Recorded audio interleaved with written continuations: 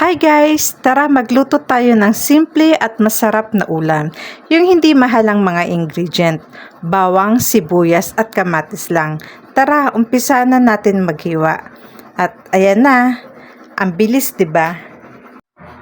Punta naman tayo sa likod para lutuin na natin ito. Unahin nating lutuin ang bawang. Haluin muna natin, tapos isunod natin si sibuyas.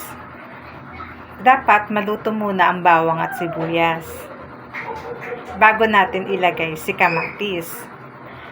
Ang kamatis medyo matagal lutuin.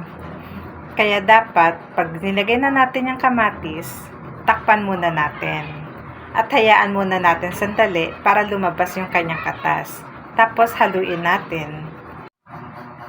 Pag ganyan na ang kamatis at medyo lumabas na ang kanyang katas, pwede na natin isunod ilagay ang manok.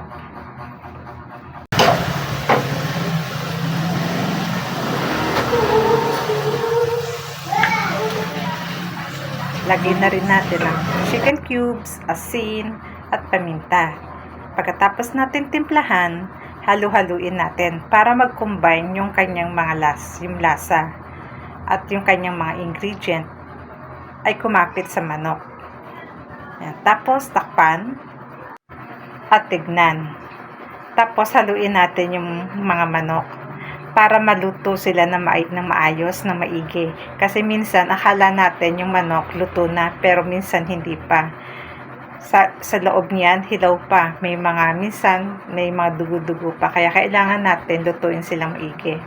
Ako, ginagawa ko, binabaligtad ko sila isa-isa. Kasi kung sandok lang ang gagamitin kong paghalo sa kanila, hindi lahat nababaligtad. Kasi nga, tulad ng sinabi ko, minsan, yung ibang manok, hilaw pa. Akala ko luto na, pero hilaw pa sa loob. Yan. Tapos, takpan ko ulit. Yan. Pag ganyang luto na, pwede na natin ilagay yung spring onion. Ang spring onion, sa huli ko lang nilalagay yan pang toppings. Kasi gusto nila may spring onion sa ibabaw. Ito na, luto na yung ating kinamatisang manok. Yan. Sinasando ko na para iserve ko sa kanila kasi kakain na sila. Favorite to ni Angel. Yan. Diba? Napakasimple lang, bawang, sibuyas, kamatis. May simple at masarap na sabaw ka na, 'di ba? Kain na. Yung mga 12 years old, pwede na nilang gawin 'to. Lalo na yung mga gustong matutong magluto, nag-uumpisa pa lang na gustong matutong magluto. Kayang-kaya nilang gawin 'to kasi napakasimple lang lutuin, 'di ba? Bawang, sibuyas, kamatis, may masarap ka ng kinamatisang manok.